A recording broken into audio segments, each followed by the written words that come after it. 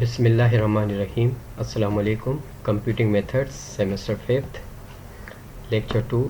I am professor Ghulam Sarwar, BCS department, government national college Karachi. This lecture related to lecture 1 in which we have understood that how straight line fitted in a given data by least square approximation. Now we are going to learn how to a curve fitted in a data using this square method.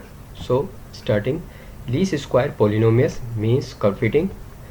Polynomial can be readily manipulated fitting such function to data they do not linearly is count. Polynomial को वहाँ इस्तेमाल किया जा सकता है आम तौर पर जहाँ पर डेटा में हम लीनियरली प्लॉट नहीं कर सकते.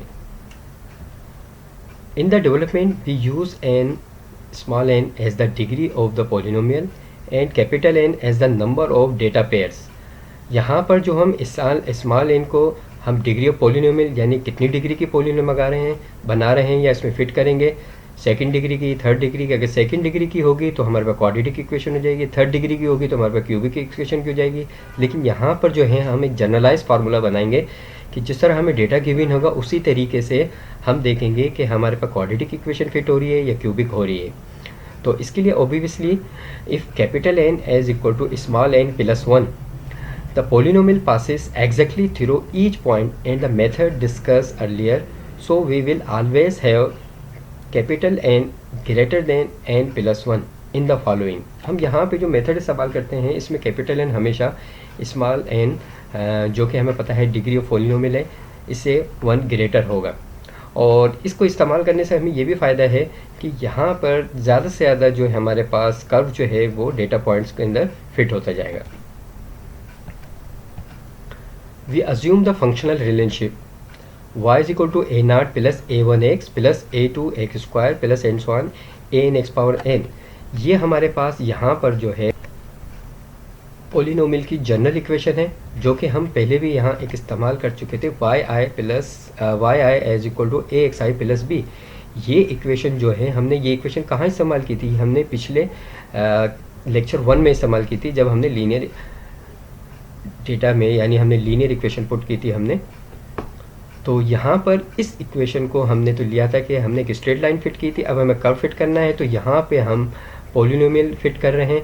तो इसलिए ये जो इक्वेशन है y is equal to a0 plus a1x plus a2x square plus and so on, इसकी जगह हमने ये इक्वेशन इस्तेमाल हो रही है. With the error defined by e is equal to y i minus small y is equal to capital y i minus a0 minus a1 xi a2 xi square minus and so on an xi n. ये जो हमने यहाँ पर ये हमारे पास जो polynomial है हमें पता है पिछले लेक्चर के अंदर हमने कैपिटल आई में से हमने स्मॉल y किया था तो उसमें हमने एक स्मॉल स्ट्रेट लाइन की इक्वेशन माइनस की थी. यहाँ पे हम पोलिनोमियल फिट कर रहे हैं. We begin use y i to represent the observe or experimental value corresponding to x i. With x i free of error we minimize the sum of the square. जिस तरह हमने पिछले lecture में किया था कि कैपिटल वाई आई हमारे पास वही सेम तरीका है कि रिप्रेजेंट कर रहा है ऑब्जर्व एक्सपेरिमेंटल वैल्यूज़ को और स्मॉल एक्स आई से करस्पॉन्डिंग है. और स्मॉल एक्स आई हमने पहले भी सपोज किया था फ्री ऑफ एरर है. अब हमारा काम है कि मिनिमाइज़ करेंगे सम ऑफ स्क्वायर एरर्स के अंदर. तो इसके लिए हम क्या करते हैं कि s is equal to summation i is equal to 1 to n e i square. यहाँ पे ई आई हमें पता था कि कैपिटल वाई आई में से हमने स्मॉल वाई आई निकाला है जैसे अभी प्रीवियस हमने इसमें किया था. यहाँ पे देखें हमने जैसे अभी यहाँ पे किया था कि ई आई जो है कैपिटल वाई आई इसमें से माइनस किया हमने स्मॉल वाई आई और स्मॉल वाई आई हमारे पास जो है वो पोलिनोमियल इक्वेशन है. तो कैपिटल वाई में से हम ये स्मॉल वाई आई की वैल्यू यानी पोलिनोमियल को जब हम यहाँ से माइनस करेंगे तो हमारे पास करस्पॉन्डिंग वैल्यूज़ आएंगी इस तरह. अब हमारे पास हमने मिनिमाइज़ करने के लिए हमने किया है कि ई आई स्क्वायर यानी कि कैपिटल वाई में से स्मॉल एन को किया हमने इसका ये वैल्यूज़ पुट करी यानी हमने एरर्स का स्क्वायर किया. मिनिमाइज़ करने के लिए एरर के स्क्वायर करने के बाद उनको सम किया. इसी तरह हमने at the minimum all the partial derivatives डावा एस अपॉन डावा ए नॉट डावा एस अपॉन डावा a1 डावा एस अपॉन डावा n vanish. Writing equation for these given n plus 1 equations अब देखें जिस तरह हमने पहले ये इक्वेशन किया था डावा एस अपॉन डावा i with respect to a और with respect to b, partial derivatives के लिए हमने इस्तेमाल किया था हमारे पास एरर को मिनिमाइज़ करने के लिए। तो हमारे पास ये इक्वेशन आई थी। अब यहाँ पर जो है जनरल पॉलिनोमियल की हमारे पास इक्वेशन आएगी इस तरह, डावा एस अपॉन डावा ए नॉट डावा एस विथ रिस्पेक्ट टू डावा ए वन एंड डावा एस अपॉन डावा a2 a3 a4 and so on डावा एस अपॉन डावा ए एन, और ये हमारे पास वेनिश हो जाएगा, इसलिए हमने इसको इक्वल किया 0 के। और जिस तरह हमने ये पिछली इक्वेशन में किया था, यहाँ पे हमने जनरलाइज इक्वेशन कर रहे हैं। तो यहाँ पे देखेंगे जब हमने इस इक्वेशन का डेरिवेटिव लेंगे with respect to a naught, तो हमारे पास का डेरिवेटिव ये वैल्यू निकलेगी। किस तरह निकलेगी कि हमारे पास होल स्क्वायर में 2 है तो 2 मल्टीप्लाई में आ जाएगा। यहाँ पर जब 2 मल्टीप्लाई में आ जाएगा तो अंदर with respect to a naught है, तो बाकी अंदर का जब हम डेरिवेटिव लेंगे देखेंगे हम तमाम वैल्यू जो है वो 0 हो जाएंगे ड्यू टू पार्शियल डेरिवेटिव, और हमारे पास ए नॉट है तो ए नॉट जब ए नॉट से डिवाइड होगा तो हमारे पास 1 आएगा, तो इसलिए ये -1 वैल्यू आ गई हमारे पास। इसी तरह जब हमने with respect to a one लेंगे तो इसी तरह भी होगा, जो स्क्वायर वाली वैल्यू है वो मल्टीप्लाई में आ जाएगी। फिर अंदर का जब हम डेरिवेटिव लेंगे with respect to a one तो तमाम वैल्यूज जो है हमारे पास 0 हो जाएंगी। हमारे पास ए वन जो है वो एक्स आई के साथ है, इसलिए एक्स आई के साथ ए वन जो है डिवाइड होगा तो हमारे पास सिर्फ एक्स आई रह जाएगा नेगेटिव में, तो हमारे पास यहाँ पे देखेंगे एक्स आई आ रहा है। इसी तरह अगर हम partial derivative with respect to a two लेते हैं ए थ्री लेते हैं तो इसी तरह हमारे पास यहाँ पे आ जाएगा एक्स आई वन था, हमारे पे x i minus x i आया, तो सेकेंड टाइम पे हमारे पास आ जाएगा x i square x i three x i cube and so on. और जनरली जब हम with respect to a n यानी डावा एस अपॉन डावा एन जब हम लेंगे इसका पार्शियल डेरिवेटिव लेंगे तो फिर हमारे पास जो वैल्यू आएगी वो आ जाएगी माइनस एक्स आई पावर एन, ये हमारे पास का अंदर की वैल्यू का जब हम डेरिवेटिव लेंगे।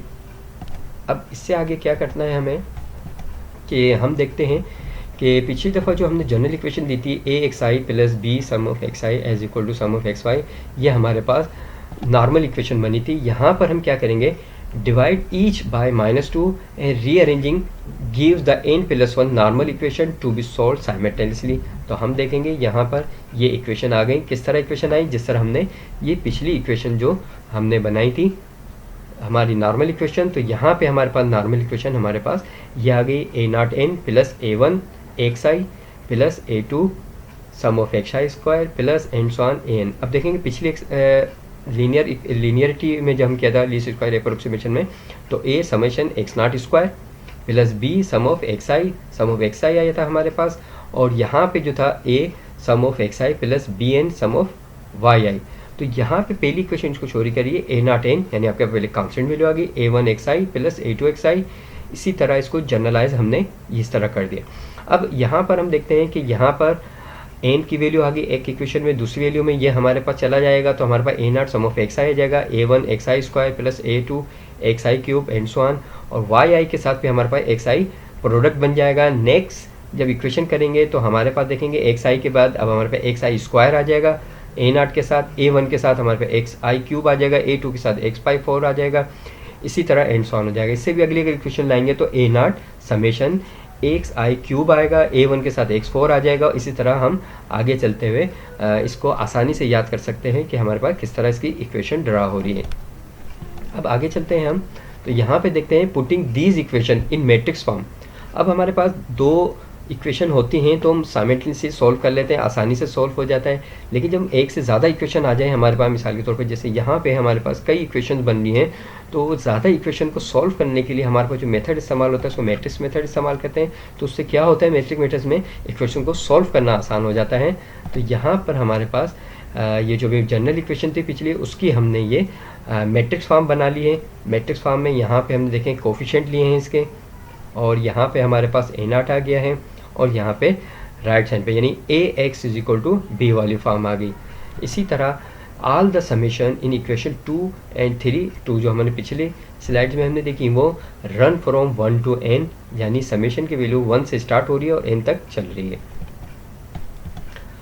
अब हम एक डेटा लेते हैं जिसमें हमें कहता है कि एक कर्व फिट करें। अब हमारे एग्जाम में जिस तरह क्वेश्चन आते हैं कि हमारे पास इस तरह वैल्यूज़ गिवन होगी। अब हम सबसे पहले क्या करेंगे, सबसे पहले सम ऑफ एक्स आई निकालेंगे, सेम एक्स आई स्क्वायर निकालेंगे, एक्स आई क्यूब निकालेंगे और एक्स आई 4 निकालेंगे।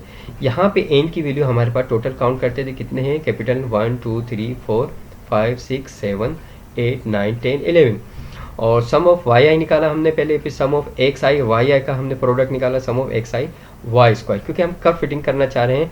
तो कर्व फिटिंग के अंदर हमारे पास जो वैल्यूज़ आनी है, अब देखें आगे, तो to set up the normal equation जब हम इसकी करेंगे तो हम देखेंगे 11 A0 plus 6.01 A1 plus 4 point, ये किस तरह आई। तो हम देखेंगे ये एक्सरसाइज में हमने यहाँ पे देखा हमारे A0 n है, तो इसकी जगह हमने हमारे पास n की वैल्यू 11 है, A0 अपनी जगह आया। Sum of x i, sum of x हमने 6.01 निकाला तो इसकी वैल्यू A1 आ गया। फिर हमने निकाला है यहाँ पे A2 sum of x i square, तो 4.6545 A2 और एज इक्वल टू हमारे पास क्या है यहाँ पे सम ऑफ वाई आई, तो सम ऑफ वाई आई हमारे पास आया 5.905। इसी तरह अब हमने जो नेक्स्ट स्टेप में करना है कि A0 सम ऑफ एक्स आई, तो A0 अपनी जगह, सम ऑफ एक्स आई हमारे पास कितना निकला था, वो ये निकला था, यानी ये वाली वैल्यू जो है हमारे पास यहाँ आ गई। इसी तरह A1 के साथ ये वैल्यू आ जाएगी और इसके अंदर यहाँ पर हमारे पास नई वैल्यू आ जाएगी। इसी तरह अब आगे चलेंगे तो हमारे पास थर्ड इक्वेशन जो आ जाएगी, क्योंकि हम चाह रहे हैं क्वाड्रेटिक इक्वेशन पुट करना, तो क्वाड्रेटिक इक्वेशन के लिए हमारे पास 3 अननोन जो होते हैं ए बी सी, उसके लिए हमारे पास यानी A0 A1 A2 3 अननोन को मालूम करने के लिए हमारे पास 3 इक्वेशंस की ज़रूरत होती है। तो इसलिए 3 इक्वेशन हम यहाँ पे बना रहे हैं। तो 3 इक्वेशन बनाने के लिए हम यहाँ से जो वैल्यूज़ उठाएंगे कुछ इस तरह उठाएंगे। अब यहाँ पे देखेंगे कि हमारे पास 4.6545 A0 plus 4.11150 A1 plus 3.9161 A2 is equal to 1.3357। अब ये तमाम वैल्यू जो हैं हमने ये डेटा से पहले ही हमने मैनिपुलेट करके रखा था कि हमारे पास फार्मूला कैसे बनना है। पहले हम फार्मूला बना लेंगे, उसके बाद इसको सॉल्व कर लेंगे। अब आगे चलते हैं तो हम देखते हैं यहाँ पर कि द रिजल्ट आता है तीनों इक्वेशन को जब हम साइमल्टेनियसली सॉल्व करेंगे तो यहाँ पे देखेंगे A0 की वैल्यू आ रही है 0.998, A1 की वैल्यू आ रही है -1.018, A2 की वैल्यू आ रही है 0.225। So the least square method gives y is equal to 0.998 minus 1.018x plus 0.225x square, which we compare to y is equal to 1 minus x plus 0.2x square। ये equation कहाँ से आई, जो हमारे पास data table पीछे given थी, वो data जो है हमने इस इक्वेशन वैल्यू पुश करके डाला है। तो अब देखेंगे ये हमारे पास इक्वेशन गिवन थी कि फंक्शन गिवन था, उसके अंदर हमने वैल्यूज़ डाल के एक डेटा बनाया। अब हमने इसके अंदर लीस्ट स्क्वायर अप्रोक्सीमेशन मेथड के ज़रिए हमने एक अपना फंक्शन ड्रा किया है। ये फंक्शन बना है जिसके ज़रिए हम कब फिट कर सकते हैं। अब यहाँ पे देखेंगे कि एक यहाँ पे 1 आया है y के इक्वल करके, तो यहाँ पे 0.98 जो कि तकरीबन इसके इक्वल आ रहा है। अच्छा x भी 1 है तो यहाँ पे 1.018 तकरीबन ये भी बराबर, यहाँ पे 0.225 तो यहाँ पे भी 0.2x स्क्वायर। यानी जो हमने ये जो अपनी approximation method least square approximation के ज़रिए जो इक्वेशन ये वाली ड्रा जो की है हमने, इस इक्वेशन को हमारे पास क्या वैल्यू आ गई, हमारे पास एक फंक्शन हमने अपने लीस्ट स्क्वायर अप्रोक्सीमेशन के ज़रिए हमने ड्रा किया है, जिसके ज़रिए हमें अब कोई भी कर्व फिट करना चाह रहे हैं डेटा में तो इजीली हम कर सकते हैं। हम यहाँ पे सिर्फ x की वैल्यू चेंज करते जाएंगे तो हमारे पास y की वैल्यू आती जाएगी। सर हमारे पास एक डेटा बन जाएगा, डेटा बन जाएगा तो फिर हम इस तरह तो हमारे पास x आई और y आई की वैल्यू आएगी और उसके लिए हम आसानी से कर्व फिट कर सकते हैं। अब यहाँ पे देखें हम कर्व फिट कर रहे हैं तो कुछ इस हमारे पास गिवन डेटा का कुछ कर्व इस तरह फिट होगा। अब यहाँ पे देखेंगे ये जो कर्व बना है, अगर हम स्ट्रेट लाइन अगर इसमें से ड्रा करते हैं तो हम देखते हैं कि पॉइंट से कम से कम तादाद जो है लाइन की टच हो रही है, लेकिन यहाँ पर इस कर्व में हम देखेंगे ज़्यादा से ज़्यादा पॉइंट इसको फिट कर रहे हैं। देखिए यहाँ पॉइंट यहाँ आ गया, यहाँ मिल रहा है, इसको यहाँ मिल रहा है। लेकिन अगर हम स्ट्रेट लाइन अगर हम ड्रा करते हैं तो इतने ज़्यादा पॉइंट से लाइन पास नहीं हो सकती। इसलिए हम कर्व फिट करने से हमें ये फ़ायदा होता है कि कर्व जो है ज़्यादा से ज़्यादा पॉइंट से टच होता हुआ गुजरता है तो डेविएशन कम से कम होता है।